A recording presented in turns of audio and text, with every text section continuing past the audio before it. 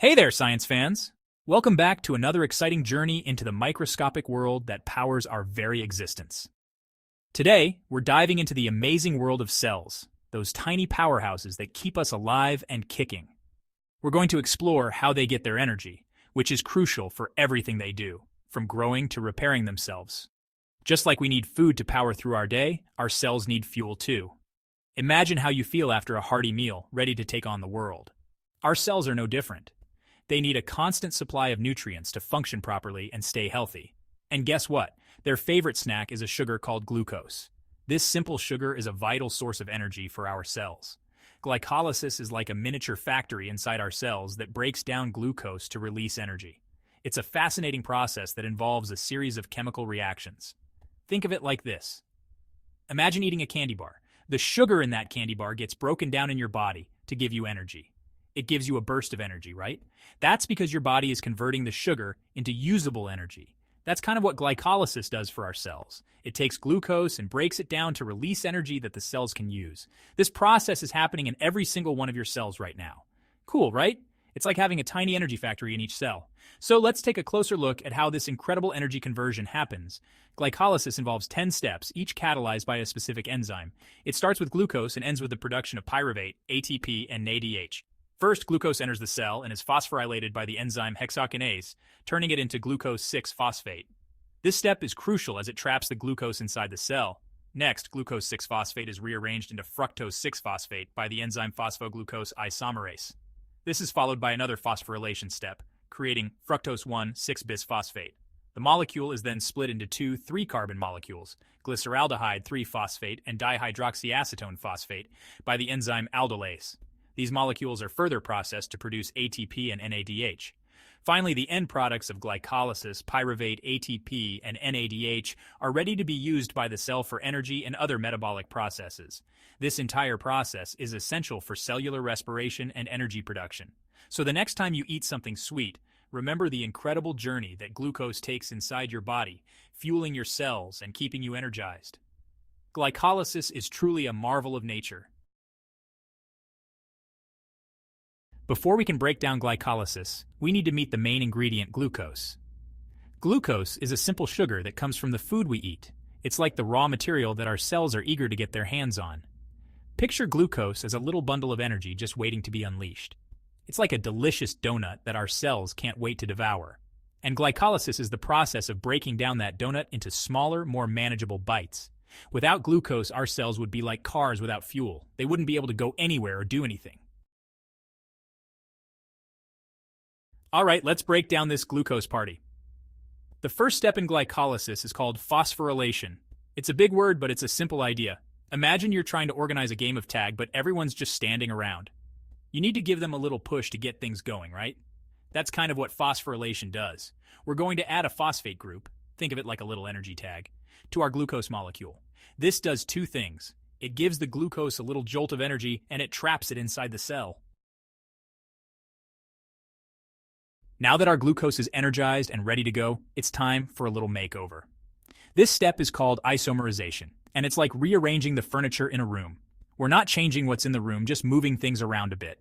In this case, we're rearranging the atoms within the glucose molecule to make it easier to break down later. It's like taking apart a Lego structure and rebuilding it into a slightly different shape. Same pieces, just arranged differently. Section 5, Step 3, another phosphate. Don't mind if I do. Remember that phosphate group we added earlier? We'll get ready for another one. In this step, we're going to add a second phosphate group to our rearranged glucose molecule. This is like giving our Lego creation even more potential energy. Now, our glucose molecule is really starting to transform. It's got two phosphate groups attached and is ready for the next stage of the breakdown process. Section 6, Step 4, splitting up, a fructose breakdown. Time to divide and conquer. In this step, our energized and rearranged glucose molecule is split into two smaller molecules called pyruvate. It's like taking our Lego creation and splitting it in half to make two new, smaller structures. These pyruvate molecules are important because they're going to be the key players in the rest of the glycolysis process. Think of them like the building blocks for the next phase of our energy-making adventure. Section 7, Steps 5 to 10, Pay dirt, energy and electrons. Now things get really interesting. This is where the magic of biochemistry truly comes to life, and we start to see the intricate dance of molecules that powers all living things. In the next few steps of glycolysis, our two pyruvate molecules are going to go through a series of chemical reactions. These reactions are not just random, they are highly coordinated and precise, ensuring that the energy stored in glucose is efficiently extracted and utilized. These reactions are like a complex dance, with molecules swapping atoms and electrons like partners on a dance floor. Imagine a grand ballroom where each molecule knows its steps perfectly, moving in harmony to create a beautiful energetic performance. The best part? This dance releases energy. This energy is captured in the form of ATP, or adenosine triphosphate, which is often referred to as the energy currency of the cell. ATP is what our cells use to power everything from muscle contractions to nerve impulses. We're talking about real usable energy that our cells can use to do all sorts of amazing things. Think about running a marathon, lifting weights, or even just thinking and processing information. All of these activities require energy, and ATP is the molecule that makes it all possible. But that's not all. These steps also release electrons, which are like tiny packets of energy that are going to be super important later on. These electrons are captured by carrier molecules and transported to the electron transport chain, where they will play a crucial role in producing even more ATP. This process is essential for the survival of all aerobic organisms, including humans. So as you can see, these steps in glycolysis are not just about breaking down glucose. They are about harnessing and transforming energy in a way that sustains life. It's a fascinating and complex process that highlights the incredible efficiency and elegance of biological systems. Section 8, ATP and NADH, the spoils of our labor. So what happens to all that energy and those electrons we just released? They don't just disappear. Instead, they're captured by special molecules called ATP and NADH. Think of ATP as the cell's energy currency. It's like a little battery that stores energy and can be used to power all sorts of cellular processes. NADH, on the other hand, is like an electron shuttle. It picks up those high-energy electrons and delivers them to other parts of the cell where they can be used to generate even more ATP. Section 9. Glycolysis rocks, powering our cells. Welcome to the fascinating world of cellular energy production, where every tiny cell in our body plays a crucial role in keeping us alive and active. And there you have it, folks. We've reached the end of our glycolysis journey. But let's take a moment to appreciate the complexity and elegance of this process. Glycolysis is not just a series of steps, it's a finely tuned sequence of reactions that have evolved over millions of years to efficiently extract energy from glucose. We started with a simple glucose molecule and through a series of carefully orchestrated steps, broke it down to release energy and electrons. This energy is then used to power various cellular activities from muscle contraction to nerve impulse transmission.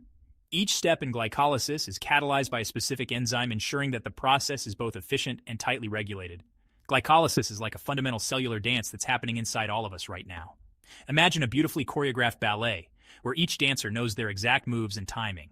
Similarly, each molecule and enzyme in glycolysis performs its role with precision, ensuring that energy production is seamless and continuous. It's the foundation of cellular energy production and allows our cells to do everything from contracting muscles to thinking thoughts.